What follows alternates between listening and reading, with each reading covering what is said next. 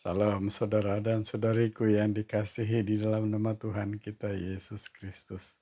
Kita berjumpa lagi ya.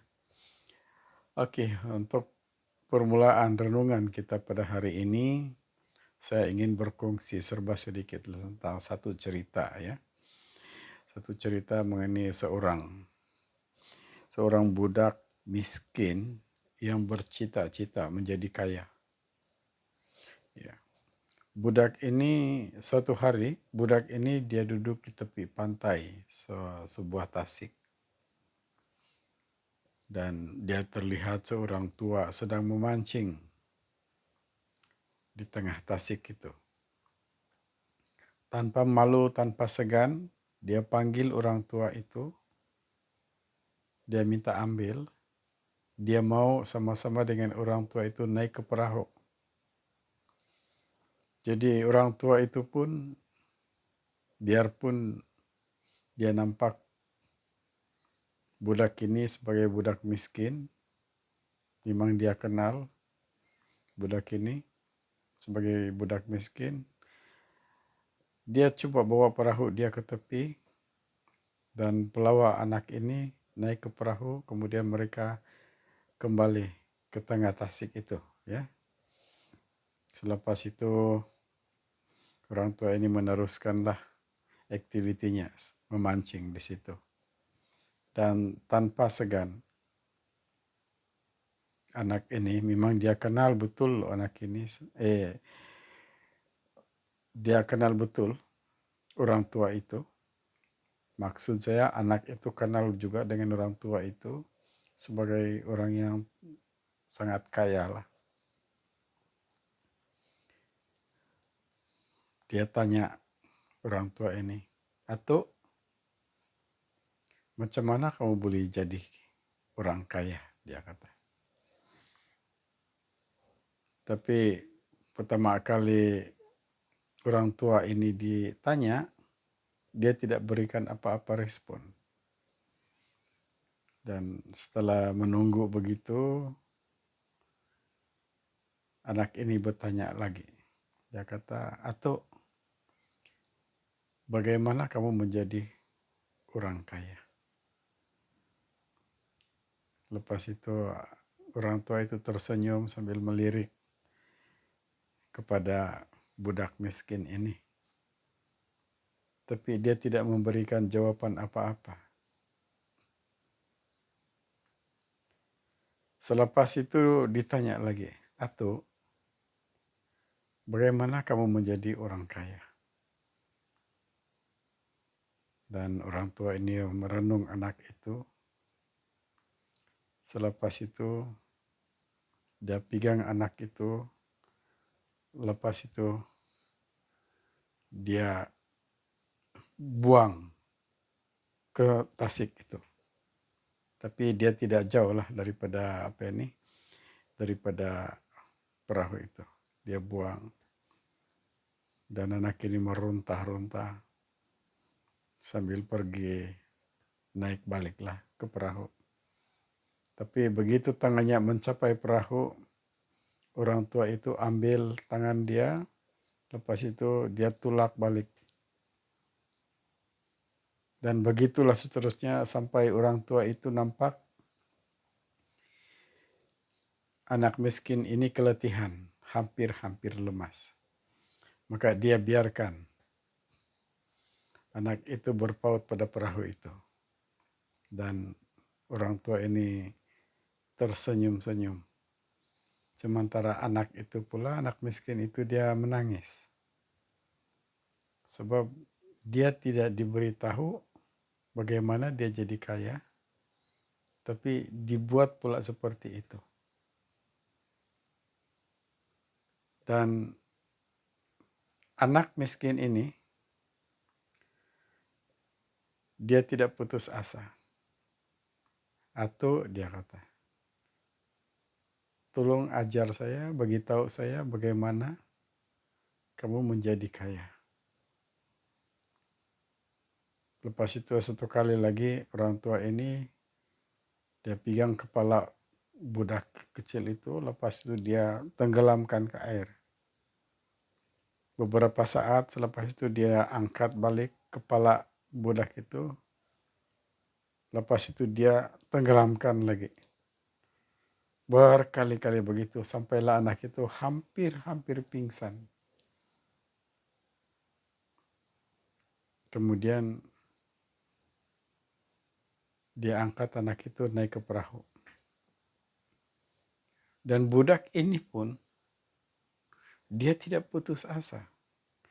Dia kata, "Atu, tolong bagi tahu saya bagaimana kamu menjadi orang kaya." Dan barulah orang tua itu bersuara. Saya tanya kamu, apa yang telah kamu dapat tadi? Ataupun apa yang kamu rasakan semasa kamu berada di dalam air itu? Dia kata, saya hampir lemas dan saya hampir mati. Apa yang terjadi kepada kamu semasa di air?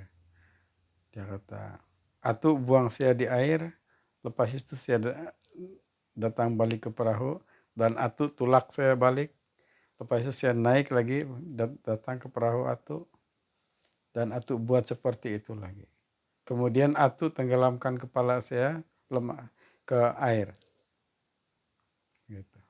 Nah, akhirnya orang tua itu berkata, "Begitulah kalau mau jadi kaya," dia kata. Untuk jadi kaya bukan mudah. Kamu harus menanggung segala penderitaan, segala kesusahan seperti yang saya buat kepada kamu tadi, dia kata.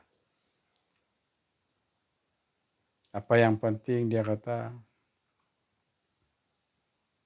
semangat dan ketekunan kamu itu. Seperti yang kamu telah beritahu kepada saya, kamu tidak putus asa untuk bertanya. Dan begitulah caranya untuk jadi kaya, dia kata. Jadi dipindahkan cerita, untuk jadi kaya kita harus mengalami berbagai penderitaan, kesukaran. Bukan untuk jadi kaya saja, saudara.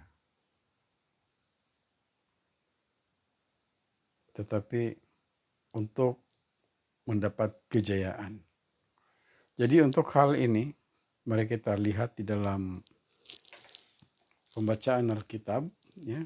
Pembacaan Alkitab 1 Petrus pasal 1 ayat 6. Ya.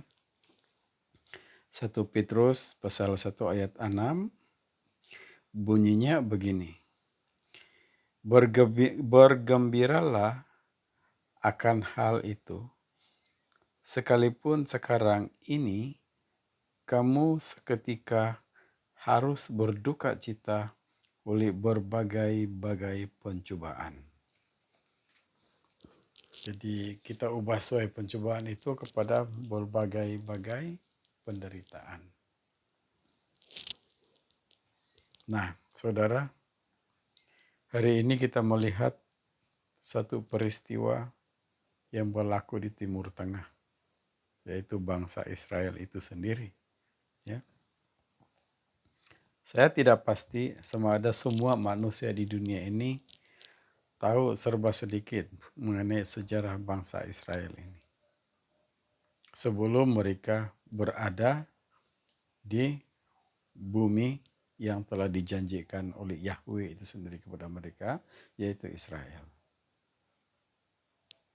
Untuk makluman kita lah, saya percaya ramai juga yang tahu, tapi ada sebahagian dan saya ceritakan ini untuk mereka yang kurang mengetahui lah tentang sejarah orang Israel ini. Orang Israel ini, saya pindahkan saja cerita, ringkaskan saja. Mereka diizinkan berada di Mesir. Dan ceritanya begini. Ada 12 adik-beradik kalau saya tidak silap. Dan salah seorang adik itu sangat disayang oleh bapaknya. Nama budak itu adalah Yusuf. Dan Yusuf dijual oleh saudara-saudaranya kepada orang, belilah saya katakan kepada orang Mesir. Ya, prosesnya begitulah. Dan Yusuf berada di Mesir, kemudian dia menghadapi berbagai penderitaan di sana. Tetapi akhirnya karena Yahweh itu menyertai dia dan sememangnya itu rencana Yahweh, maka dia diangkat menjadi perdana menteri. Ya, menjadi perdana menteri di Mesir. Dia diangkat sendiri oleh Fir'aun. Kemudian selepas beberapa waktu, saudara mara yang menjual dia datang ke sana, ke Mesir, dan bermulalah kependudukan orang Israel itu di Mesir. Dan semakin lama semakin bertambah ramai, makin lama makin bertambah ramai. Dan akhirnya orang-orang Mesir ini dijadikan hamba. Dijadikan hamba selama 400 tahun oleh kerajaan Mesir pada waktu itu. Selepas itu dari generasi ke generasi dalam tempoh 400 tahun itu, maka lahirlah seorang laki-laki yang juga cara Yahweh itu menempatkan dia di istana Firaun itu pun sangat luar biasa. Kalau saudara mau tahu, saudara baca di dalam Alkitab Perjanjian Lama, ya, carilah di situ dalam Kejadian, Keluaran, ya, Keluaran, dan saudara akan tahu bagaimana Musa duduk di istana Firaun. Ya. Dan selepas itu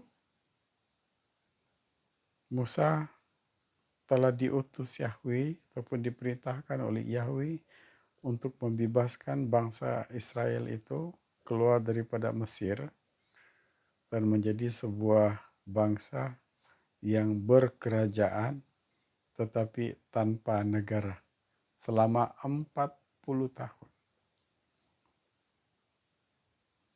Dan Yahweh itu telah menjanjikan bangsa Israel ini satu tempat yang dikenal sebagai tempat yang susu dan madunya berlimpah-limpah. Lebih dikenali pada waktu itu sebagai tanah Kanaan. Dan akhirnya sampailah mereka ke tanah yang dijanjikan Yahweh itu. Tetapi di antara sebelum sampai ke tanah yang dijanjikan Yahweh itu, mereka juga mengalami penderitaan demi penderitaan, kesukaran demi kesukaran. Dan akhirnya mereka sampai kepada tanah perjanjian itu yang sekarang lebih dikenali sebagai Israel. Ya. Dan mereka sebenarnya bukan juga selisa seperti yang kita tahu sekarang ini. Mereka sentiasa berada di dalam ketakutan, di dalam ancaman. Tetapi bangsa ini bukan bangsa yang sembarangan. Sebab kekuatan mereka adalah Yahweh itu sendiri. Kecuali jika bangsa ini membelakangi Yahweh itu sendiri, menutup matanya kepada Yahweh, menutup telinganya kepada Yahweh, maka mereka akan mendapat pembalasan. Mereka akan mendapat kesukaran semula. Itulah yang terjadi Holocaust oleh Hitler sendiri kepada mereka. Ya, tetapi hari ini apabila mereka mendapat serangan-serangan daripada anti-Christ ini ataupun ya anti-Christ ini, walaupun bukan semua orang Yahudi itu, malah ramai daripada orang Yahudi itu bukan orang Kristen, tetapi Yahweh tetap bersama dengan mereka, ya, dan mereka tetap dilindungi. Nah, apa yang kita dapat belajar daripada sini adalah proses untuk menjadikan bangsa ini suatu bangsa yang hebat, yang kuat di seluruh dunia. Yahweh tidak menyuruh bangsa ini untuk menguasai seluruh dunia. Tetapi Yahweh menjadikan bangsa ini sebagai satu saluran untuk membuat suatu revolusi manusia itu sendiri. Sebab itu hampir ke semua kemudahan-kemudahan yang ada di dunia pada masa ini adalah hasil ciptaan bangsa Israel ini sendiri, orang Israel itu sendiri, orang Yahudi itu sendiri. Hasil daripada bagaimana Yahweh itu mendidik mereka, memproses mereka menjadi suatu bangsa yang kuat. Kuat dari segi tenaga, kuat dari segi akal budi dan pemikiran, dan kuat dari segi penyembahan kepada Yahweh itu sendiri. Jadi itulah saudara, kita melihat kembali kepada renungan tadi itu, pembacaan tadi itu, yaitu 1 Petrus pasal 1 ayat 6 itu. Jadi saudara-saudariku sekalian, kalau saudara dan saudari mengalami kesukaran demi kesukaran, jangan fokuskan pikiran saudara kepada kesukaran itu. Tetapi fokuskan pikiran, perasaan, kehidupan saudara itu kepada Yahweh yang saudara kenal. Dan rendahkanlah dirimu. Rendahkan diri kepada Yahweh itu, meminta ampun segala kejahatan-kejahatan, baik yang kita sadar maupun yang kita tidak sadar. Ya. Jadi sebagai kesimpulan ataupun penutup, ya, bagaimana kita memperolehi suatu kejayaan itu adalah hanya mereka yang bertekun, seperti budak miskin tadi itu, dan seperti bangsa Israel. Bertekun di hadapan Yahweh, menyembah di hadapannya, menyembah kepada Yahweh itu, hidup kudus seperti Yesus. Maka apabila sudah tiba masanya, saya percaya kita akan mengalami sesuatu yang sangat baik. Yang sangat-sangat baik. Itulah yang terjadi kepada Ayub. Yahweh memberikan berkat kepada Ayub. Bukan saja ladang ternak, tetapi dia mempunyai anak-anak dan istri. Tapi apa yang telah terjadi? Anak-anak dan istri Ayub tidak taat kepada Yahweh itu sendiri. Maka Yahweh memberikan penyakit kepada Ayub untuk menguji sejauh mana istri dan anak-anak itu menghormati Ayub. Dan ternyata memang tidak ada sedikit pun penghormatan ataupun kepedulian kepada suami ataupun bapak ini. Dan akhirnya rumah tangga Ayub yang hidup hanyalah Ayub sendiri. Anak mati, istri mati, dan tinggallah Ayub seorang bersama dengan beberapa ekor beberapa ekor ternakannya. Dan selepas itu Yahweh itu sendiri memulihkan semula Ayub, memberikan dia istri, memberikan dia anak-anak, dan memulihkan ekonomi Ayub itu sendiri. Jauh lebih hebat daripada sebelumnya. Jadi itulah proses yang dibuat oleh Yahweh kepada manusia. Jadi sekali lagi saudara dan saudariku sekalian, kalau kita menghadapi kesukaran, datang kepada Yahweh dan rendahkan diri kepada Yahweh dan berdoa kepada Yahweh. Ya. Kita datang daripada Yahweh itu sendiri dan kita akan kembali kepada Yahweh. Ya. Segala sesuatu yang kita ada di bumi ini daripada Yahweh. Dan kita gunakan segala sesuatu yang diberikan kepada kita untuk memuliakan Yahweh itu sendiri. Jadi itu sajalah saudara dan saudari perkongsian kita pada hari ini. Kiranya Tuhan terus memberkati kita semua. Amin.